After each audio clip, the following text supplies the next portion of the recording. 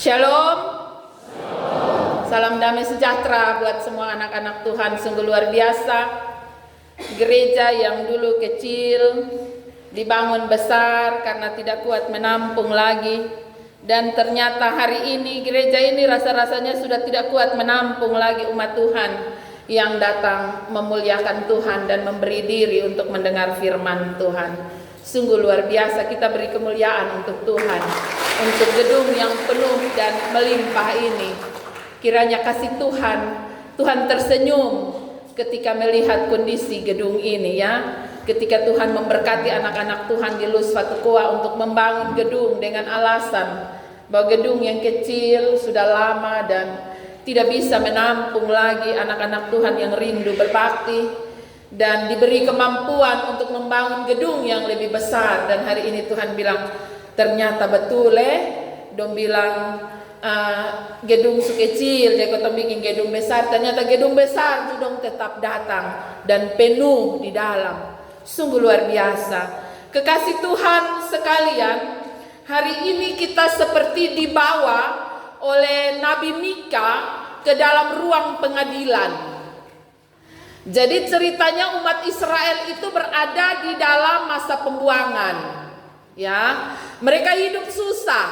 Bacaan kita mengatakannya di ayatnya yang ke-13 sampai 16, dia menggambarkan kondisi umat Israel pada saat itu, yaitu tanah-tanah mereka menjadi tandus. Ya. Mereka menabur tapi tidak menuai. Mereka mengirik buah zaitun tetapi mereka tidak merasakan minyak urapan dari minyak zaitun. Mereka juga memeras buah anggur tapi mereka tidak dapat meminum buah anggur itu karena mereka ada di dalam penjajahan. Jadi apa yang mereka punya diambil oleh bangsa yang menjajah mereka, ya, Babilonia. Dan karena itu mereka merasakan kesulitan yang cukup sangat. Dan mereka mulai mengadu kepada Tuhan, ya. Mereka mulai mengumpat, mereka mulai masundak, ya, kalau orang rote bilang mengumpat. Jadi dong bilang masih kurang kok, kotong bawa korban bakaran, lembu, kotong bawa minyak curahan, kotong bawa domba, kotong masih kurang kok, kotong harus kasih anak sulung leko Tuhan, ya. Mereka mulai bersungut-sungut dengan apa yang mereka buat untuk Tuhan, ya. Mereka bersungut-sungut. Jadi, boto pi rajin pi gereja tiap hari kok ini susah sentuh berhenti. Boto suka si perpuluhan, boto suka si doi banyak-banyak kok itu gedung gereja sudah jadi. Apalah yang masih kurang yang kotong belum beri. Ya. Mereka mulai omong-omong, mulai mengomel dengan apa yang mereka buat untuk kemuliaan nama Tuhan.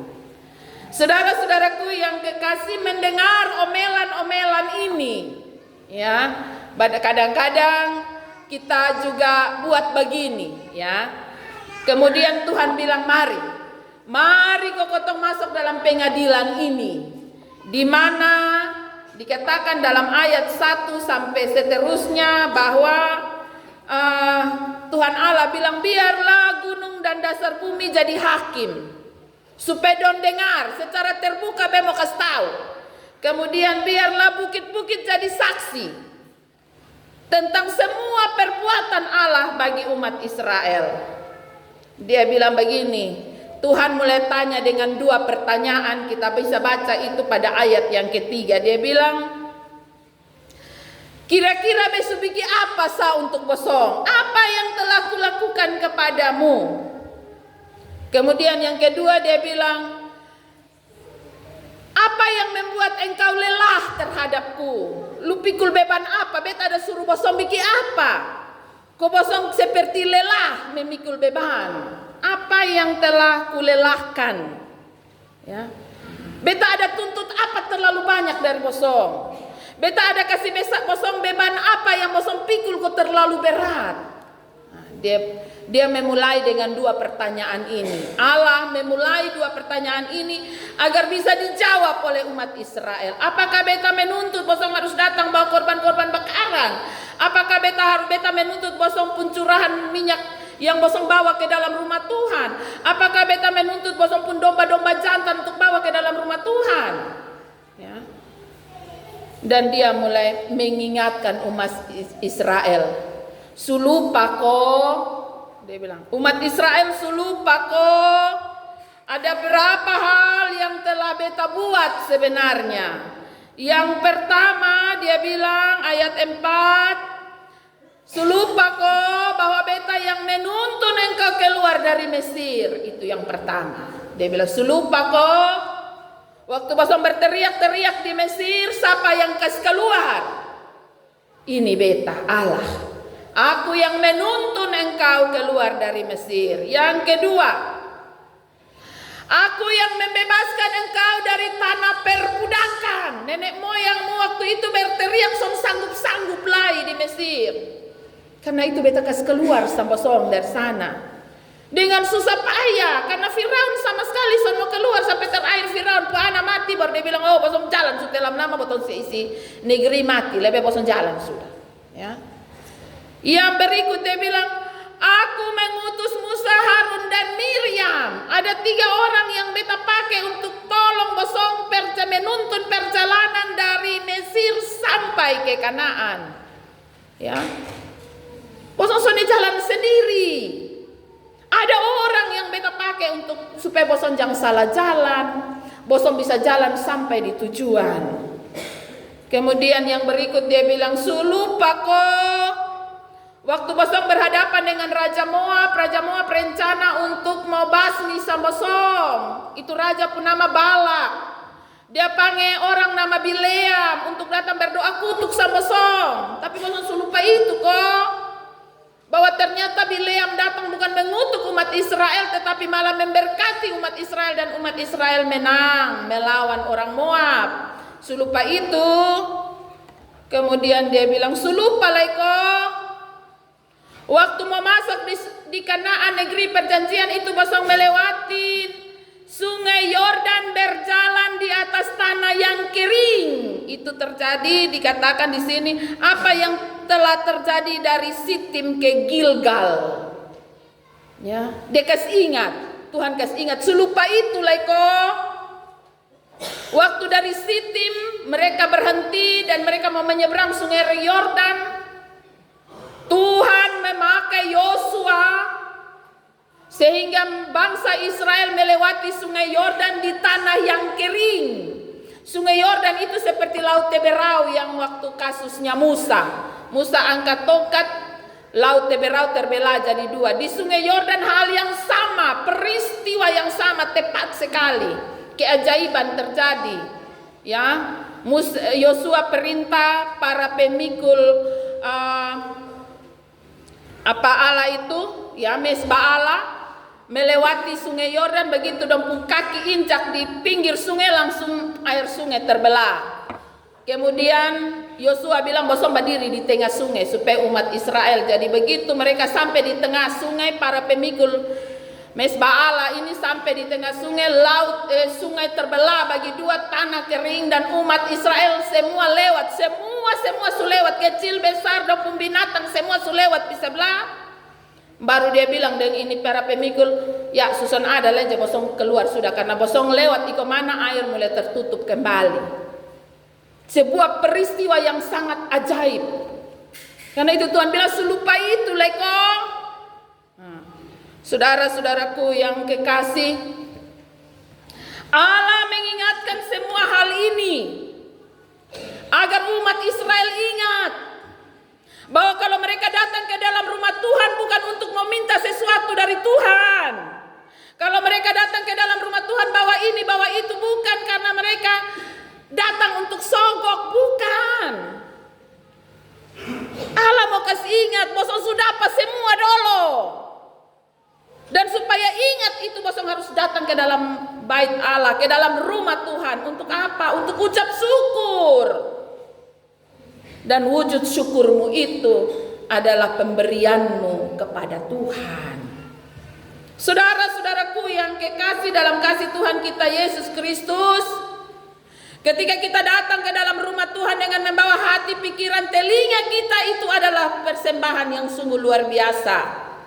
Karena ketika kita pulang, kita merasakan damai dan sukacita. Kalau fokus kita pada apa yang kita berikan dalam bentuk materi, Maka sampai rumah juga kita masih ingat terus itu pemberian. Ya, yang kau bawa ke dalam rumah Tuhan. Wih, hari beta ada kasih kain satu. Dia tahu dosa taruh di mana. Kaget bet lihat teman tua pendeta sujahit di baju satu. Saudara-saudaraku yang kekasih, botompu hati melekat pada pemberian yang kau bawa ke dalam rumah Tuhan. Kita lupa. Karena apa kita datang dan membawa itu ke dalam rumah Tuhan? Karena Tuhan berhabis keselamat sambotong dalam satu perkara besar misalnya. Ya. Saudara-saudaraku yang kekasih dalam kasih Tuhan kita Yesus Kristus, tema minggu ini berbicara tentang hidup yang berkenan kepada Allah. Karena itu seperti di ruang pengadilan Tuhan bilang, apalah yang masih kurang? Karena umat Israel bersungut-sungut. Umat Israel mulai mengomel. Wih, bet kasih ini, kasih itu, kasih ini, kasih itu, son pakai berhenti. Dong mulai bikin ini, bikin itu. Ya, pada satu kesempatan di masa COVID kalau tidak salah, ya saya tidak tahu di Lus Fatukoa ya, tetapi di beberapa gereja yang lain, waktu itu pemerintah memerintahkan untuk menutup semua ruang kebaktian, bergereja dari rumah, karena itu adalah tanggung jawab gereja untuk membuat renungan, mengirim ke rumah masing-masing kepala-kepala keluarga, buat liturgi singkat, renungan, kirim di rumah pasti di dalam amplop dengan harapan bahwa walaupun gereja ditutup, gedung gereja ditutup, tapi gereja-gereja di kecil di rumah tidak boleh berhenti untuk beribadah kepada Tuhan. Itu harapan gereja. Tapi apa yang dikatakan di luar sana, orang bilang begini, gereja mulai putar otak, itu pasti pendeta pu otak itu. Kirim-kirim amplop supaya amplop kembali ada doi kok dia bisa dapat gaji. Ya. Saudara-saudaraku yang kekasih, seringkali pikiran-pikiran ini kenapa terjadi? Karena pikiran kita melekat pada apa yang bisa dihitung. Materi-materi yang bisa dihitung, dan kita lupa bahwa ada hal-hal yang tidak bisa dihitung. Yang Tuhan telah memberkati kita terlebih dahulu dengan berkat yang tidak dapat dihitung. Apa itu? Siapa di sini yang bisa membayar napas untuk 1 jam? Siapa di sini yang bisa membayar untuk kesehatan benar-benar sehat? BPJS tidak mampu. BPJS kas ketong opname 3 hari dia suruh kas keluar sambotong. Kan dia tidak mampu. Padahal botong bayar tiap bulan. Ma botong berduduk ame pantas 3 hari.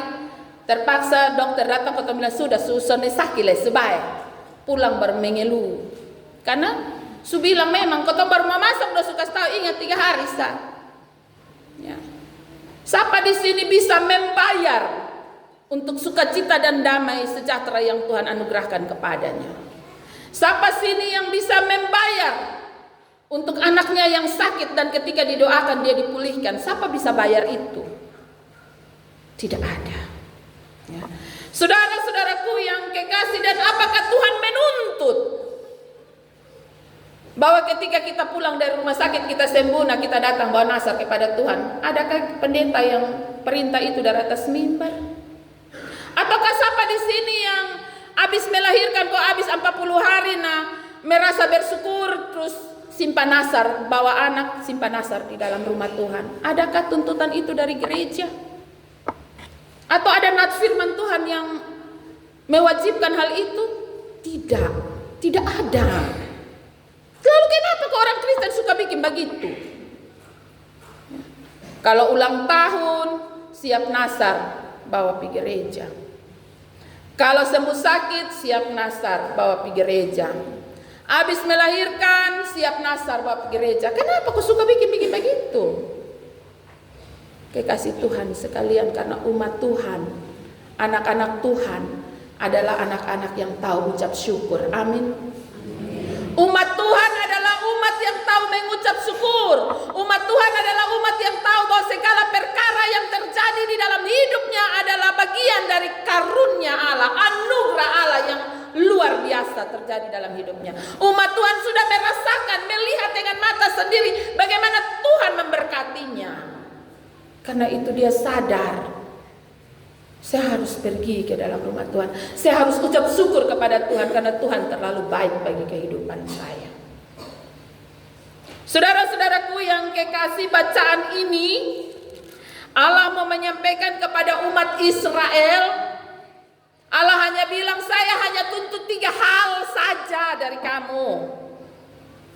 Saya hanya tuntut 3 hal saja.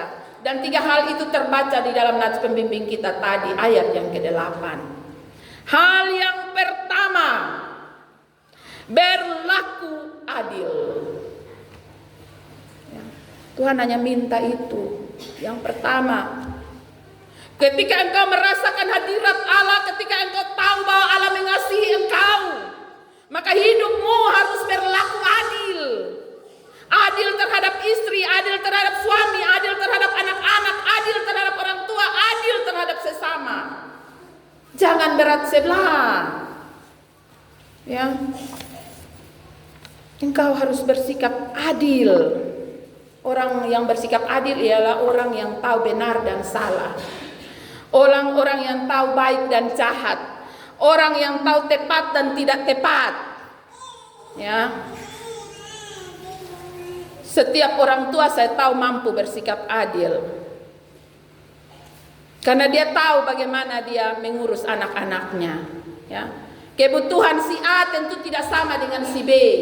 Karena si A laki-laki, si B perempuan anaknya misalnya. Si A su kakak, su SMA, su SMP, su kuliah, Adi masih SD. Tentu tidak sama kebutuhannya. Adil berarti beli pensil untuk adik yang SD kelas 1, beli ballpoint untuk kakak yang kuliah. Bukan adil berarti sama rata sama rasa. Ya. Adil berarti mampu menempatkan diri pada posisi yang benar, yang tepat, dan yang baik. Hal yang kedua yang Tuhan minta. Jadi ingat bapak supaya kalau kau datang ke rumah Tuhan kau ingat ini 3 hal. Yang kedua dia bilang cintai kesetiaan. Setia. Setia terhadap pasangan, setia terhadap janji-janji. Ya. Kita semua pernah ucap janji ya. Mama pernah ucap janji di bapak, bapak pernah ucap janji di mama. Semua kita pernah ucap janji di hadapan Tuhan ketika kita membawa anak dibaptis. Ketika kita berdiri sendiri untuk CD, kita buat janji. Ketika nikah kita buat janji lagi. Ketika kita pernah jadi majelis, penatua diaken pengajar, kita berdiri kita buat janji lagi. Ketika kita dipilih jadi pengurus ini, pengurus itu kategorial fungsional, ketong berdiri lagi, diperhadapkan kita janji lagi. Itu janji-janji resmi dong, belum janji-janji tidak resmi di luar. Ada banyak janji yang kita buat. Dan dia bilang di sini ingat, cintai kesetiaan. Setia terhadap janji-janji yang dibuat, tapi janji yang benar loh. Jangan setia kita bilang oke, mama pendeta bilang kotong harus setia dengan janji. Nah, tebet su janji ame metua satu di sana dekar mana mam pendeta. Ya. Hati-hati. Ya. Janji dengan Tuhan itu dipegang kuat, ya. Janji di hadapan Tuhan itu dipegang kuat. Setia terhadap janji itu. Hal yang ketiga yang Tuhan tuntut bagi kita,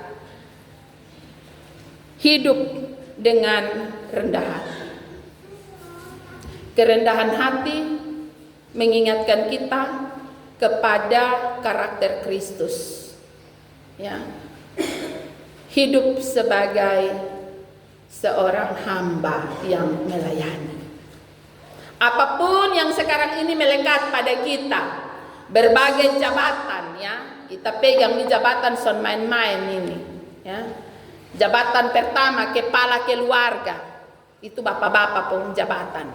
mama-mama pun jabatan, kepala rumah tangga, karungga. Ya. Belum jabatan-jabatan lain di kantor. Botong kepala security, ketong kepala dinas, kepala bidang, kepala seksi, ya, atau kepala-kepala yang lain. Kita ingat bahwa Yesus mengosongkan dirinya, melepaskan jabatannya sebagai anak Allah, menjadi sama dengan manusia dalam segala hal. Ya, dan ia menjalaninya dalam kesetiaan yang sungguh. Karena itu meneladani apa yang Yesus buat. Hari ini Allah meminta kepada umat Israel, hiduplah dengan rendah hati. 3 hal ini menjadi hal yang terbaik. 3 hal ini juga menjadi tema bersama Gemit 4 tahun ke depan. Warga Gemit akan hidup dengan 3 poin penting ini, yaitu berlaku adil, mencintai kesetiaan, hidup dalam kerendahan hati. Menjalani hari-hari ke depan, marilah kita bergandengan tangan sebagai warga Gemit untuk menjalani hari-hari di depan dengan mempermuliakan nama Tuhan melalui 3 karya besar ini. Dimanapun kita berada, apapun pekerjaan dan aktivitas kita, tetaplah berlaku adil, mencintai kesetiaan, dan hidup dalam rendah hati. Maka dengan demikian, kita mampu untuk menyampaikan kepada dunia bahwa hidup kita berkenan kepada Allah. Tuhan Yesus memberkati firman-Nya, memberkati saya dan saudara.